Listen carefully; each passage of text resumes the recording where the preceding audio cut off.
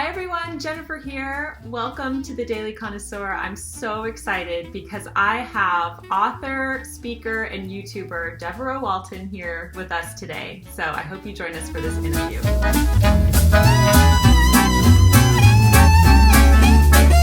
Thank you for joining us on the Daily Connoisseur. Devoreaux, I'm so excited that you're here. Thank you so much for having me, Jennifer. I'm delighted to be on your channel. I love the Daily Connoisseur.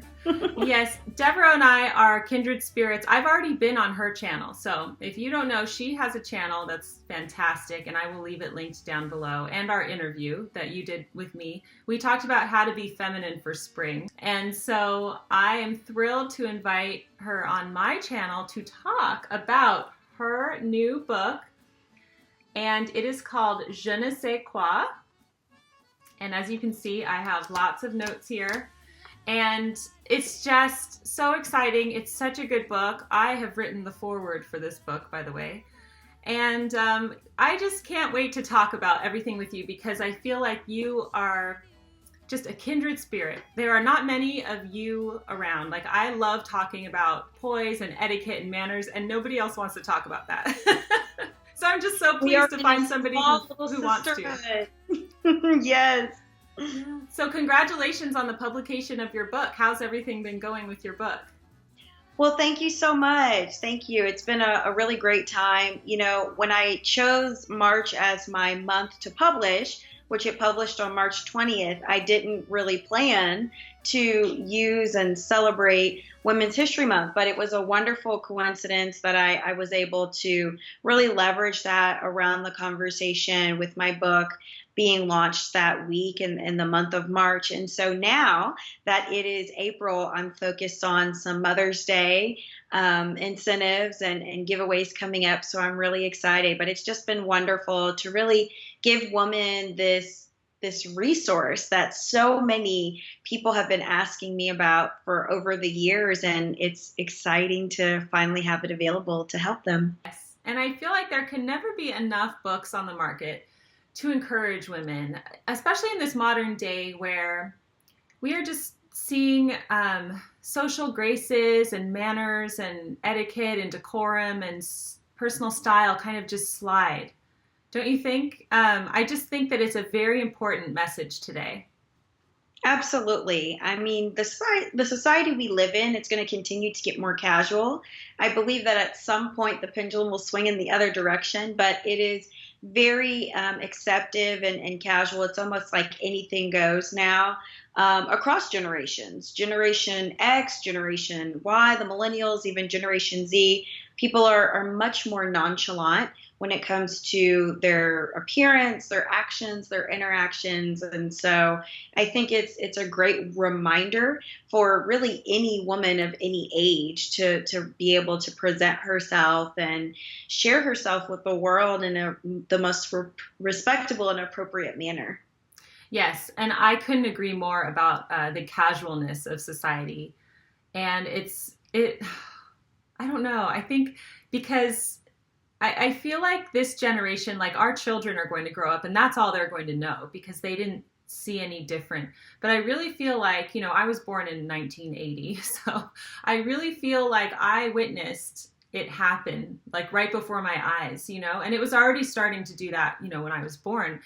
But I did a video on my YouTube channel recently about, and actually I haven't even published it yet, but it's coming, but about how we have become so casual with our dress and things that just were inconceivable not too long ago are totally acceptable now.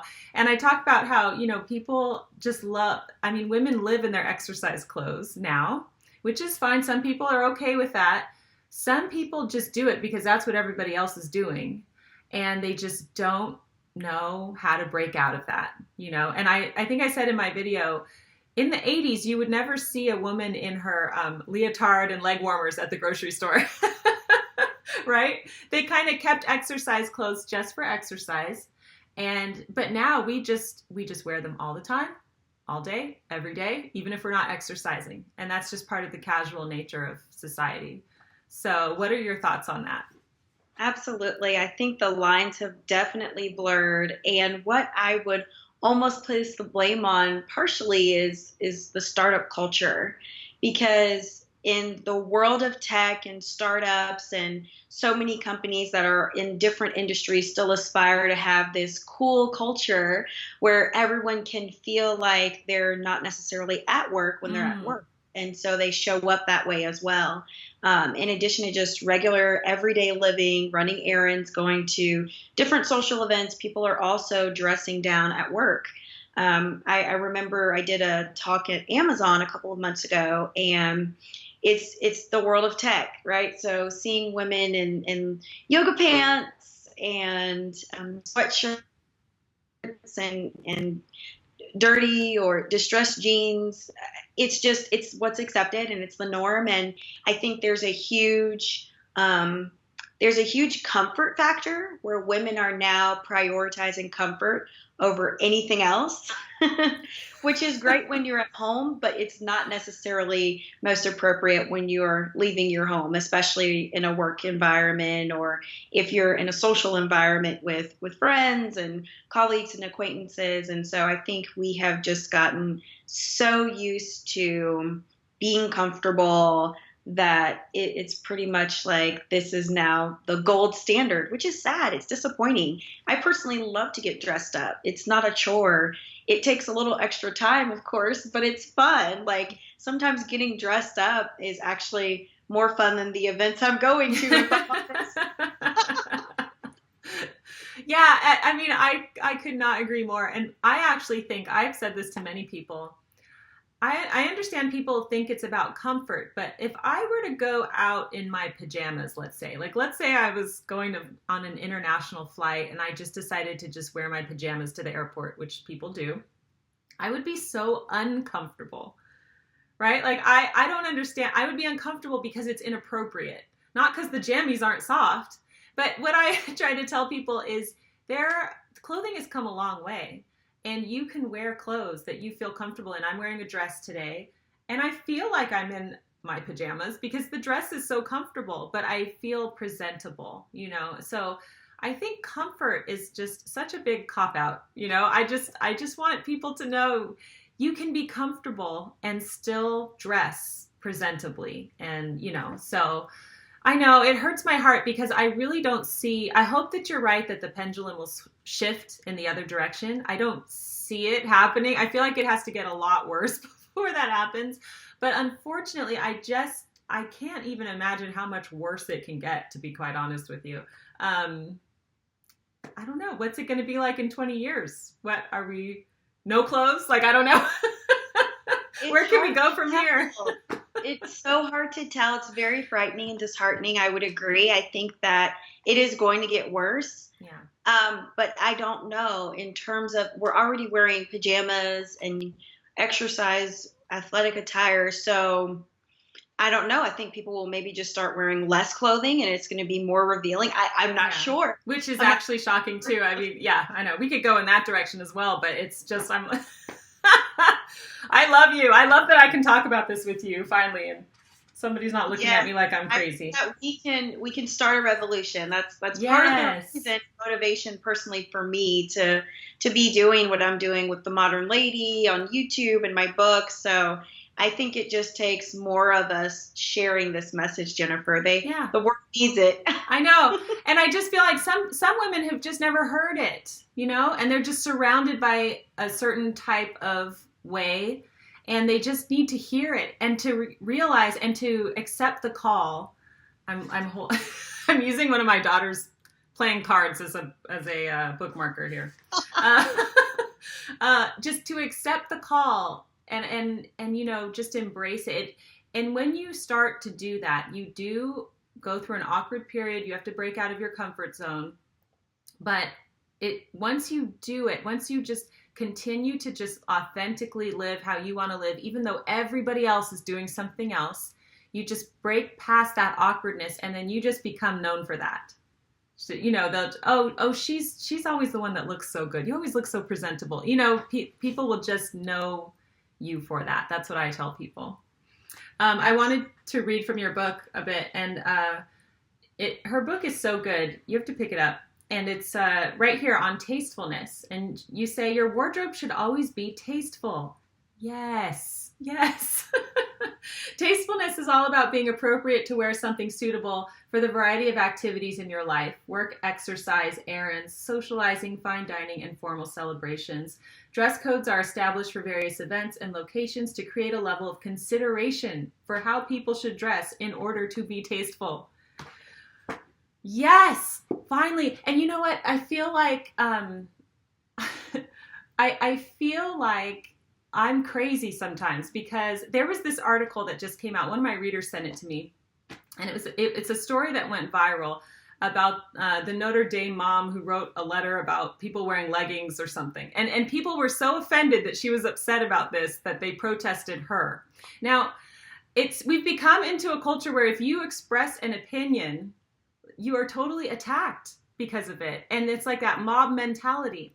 But there is a reason why there are dress codes. You know, you cannot show up to court in your PJs. And there's a reason, because it's disrespectful. You know, you can't show up to it. You shouldn't show up to, you know, a wedding in ripped jeans, right? It's disrespectful. So there are reasons and guidelines for dress codes, and we should adhere to them. So I love that. Going through your book, and I just want to talk about style a bit more briefly, and then we'll move on to other subjects. But I liked how you put style personalities into your book.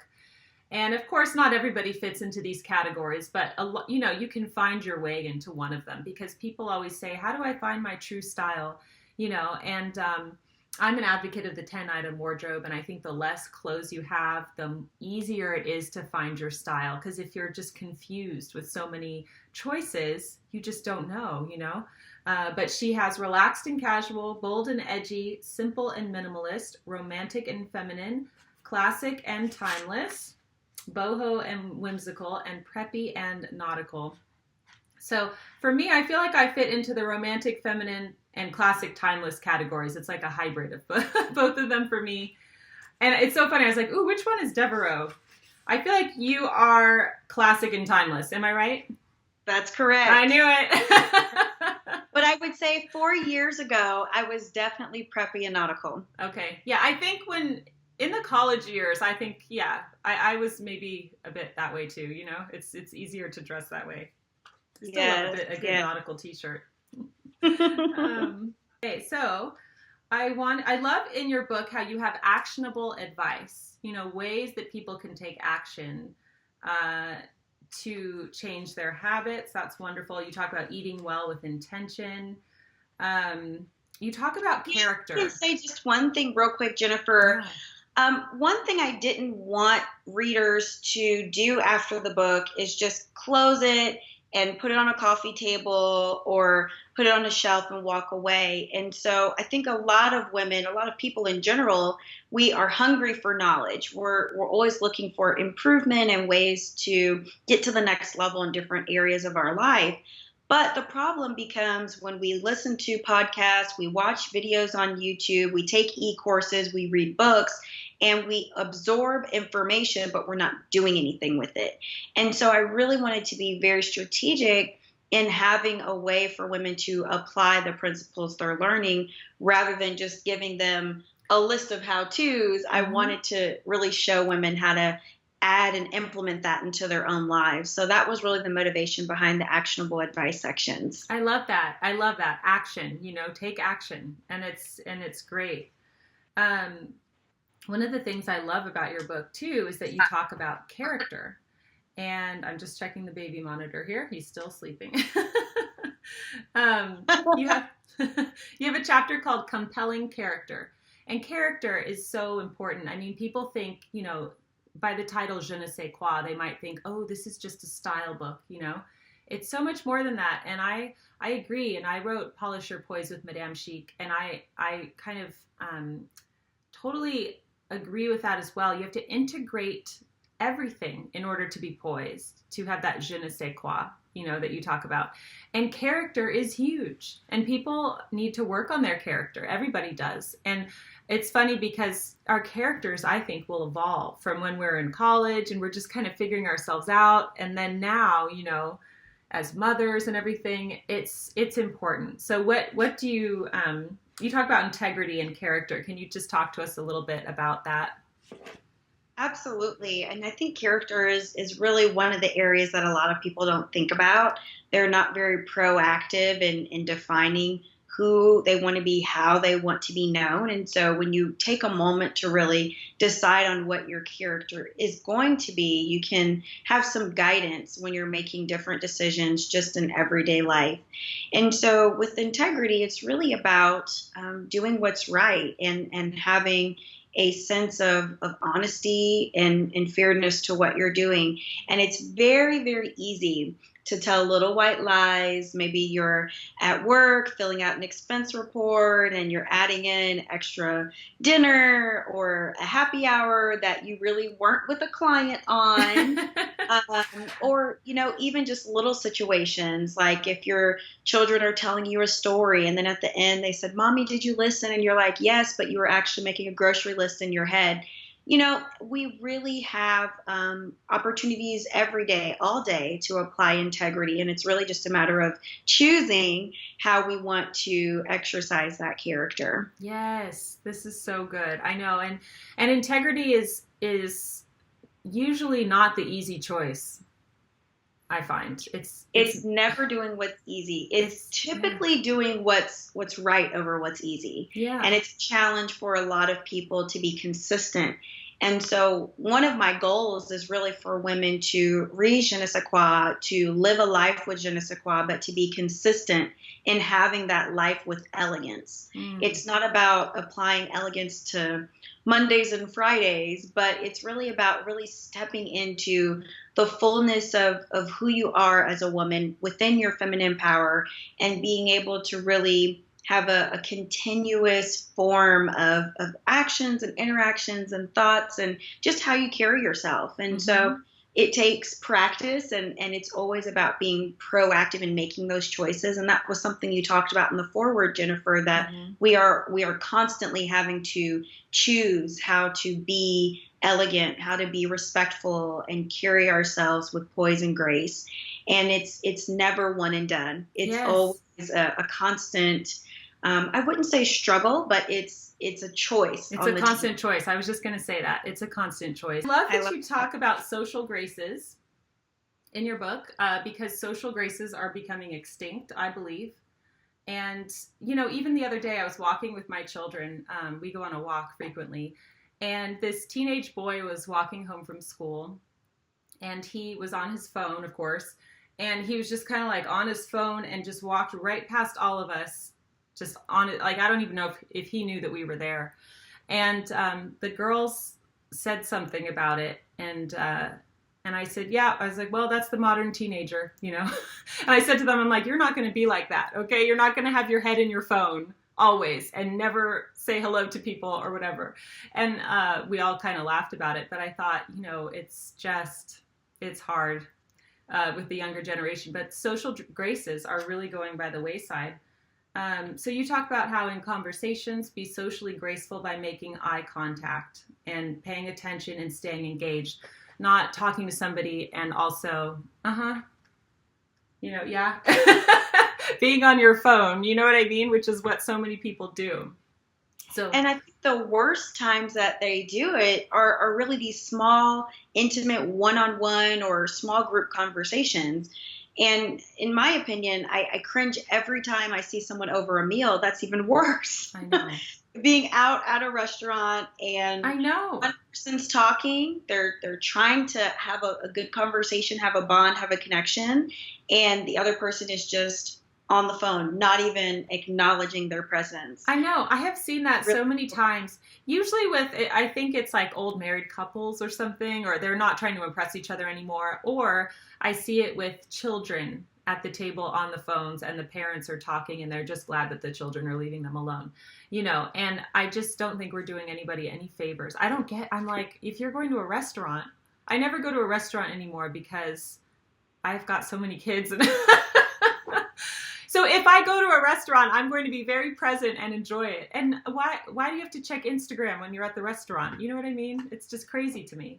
Absolutely. And I see groups of friends do it too, regardless of Mhm. age, whether it's Generation X, Yes. Y, or Z. The groups of friends, they're all, trying to take pictures of their food and do all these things. And I understand we want to show our lives to the world, but we really should value relationships just a bit more because they are truly invaluable. Hmm. A social media post could be here today and gone Right. tomorrow, but hopefully our friendships and relationships will have longer longevity for Yeah. sure. And I think a lot of people feel the urgency. They think they need to automatically post something to be like, look where we are right now and what we're doing right now. And this is what I'm eating. And and it's like, if you want to share that, I feel like you could go home and then later when you have some time, you could post it. It doesn't have to be in that moment, you know? Absolutely. Yeah. Absolutely. Um, okay. I loved how you talked about your personal standards of excellence. And that's so good. We should all hold ourselves up to standards of excellence. Excellence, not mediocrity, but excellence. And I love how you talk about cutting out anything that is holding you back from that. Because as women, we tend to overcommit to things. You know, you might volunteer here or at your child's school, you might agree to do this or you might do that, and you're on this board and you do this. But you have to cut things out and say no, you know? Or a lot of women might overbook their week with play dates. Let's say you have a small child and it's just stressing you out. I used to do that when I first had my daughter, my first daughter. I just was so used to just going wherever I wanted. I thought I could still do that with the baby. And I was burning out, meeting a friend across town for lunch and going over. And it's like, you know what? I have to stay home right now. So what can you talk about personal standards of excellence? Yes, absolutely. I think it's crucially important that any responsibility that we take on, we do with a level of excellence rather than having a little bit of complacency. And it's kind of like the book Good to Great by Jim Collins. A lot of us are very comfortable just relaxing our standards and we'll stop when something is good or average, but we're not really looking for great. We're not looking for the level of not necessarily perfection, but just that gold standard, the level of excellence, because good is good enough, right? So it's the idea of really giving a level of excellence to every area and responsibility that you have committed to. And if you're overcommitted, then it's time to look and evaluate at everything on your plate and determine if you should be doing less so that you can do more things to a higher level of standard. And so I personally believe that we can all do less things better rather than doing more things with a lower quality of effort, time, attention, and energy. And so we, as women, are people pleasers. We want everyone around us to be happy. And then typically what happens is once we're overcommitted, we are the last priority on the list. So in terms of self-care, getting proper rest, exercising, having time to just relax, that doesn't happen when you're overcommitted and you've got a family and you've got a career and you're in the community and all of these Yes. things. And so it's just incredibly important to take a step back and really focus and evaluate. If you're overcommitted, really prioritize what's most important and make sure that you're giving a standard of excellence to the things that are the highest priority in your life. I love it. It's so good. Well, Devoreaux, it was such a pleasure to have you on the channel, and I know that everybody's going to just love this interview, and you have got to check out her book, Je ne sais quoi. And could you let us know where we can find you? Absolutely. Well, thank you so much for having me, Jennifer. I've been honored to be on your channel. So you can find me at themodernlady.com. I've got all of my information and links there. That's where you can find Je ne sais quoi as well. Mm-hmm. And I'm also on YouTube as The Modern Lady. On Instagram, it's my first and last name, Devoreaux Walton. The easiest way to find my Instagram page is just from my website, themodernlady.com. It's a long spelling and it's French. So Yeah. Yes. And I also wanted to ask, are you working on any other projects right now? Yes. So I am starting to finish out my outline for my second book, which is going to be all about style and wardrobe, focused on from a timeless classic perspective. So it's going to be very in depth and detailed around women's style and timeless wardrobe. I know a lot of women are excited about trends, but there also needs to be some resources for women that just want to have a timeless look. And so my second book will probably be out in 2 years, but I am starting to work on it now. How exciting. Well, I would love to have you back for that book and also before 2 years are up. And hopefully we can chat more because we have so much to talk about. Yes, thank you. Okay, well, thank you so much for joining us today, Devoreaux. And thank you for joining us on The Daily Connoisseur. And I will see you in my next video. Bye.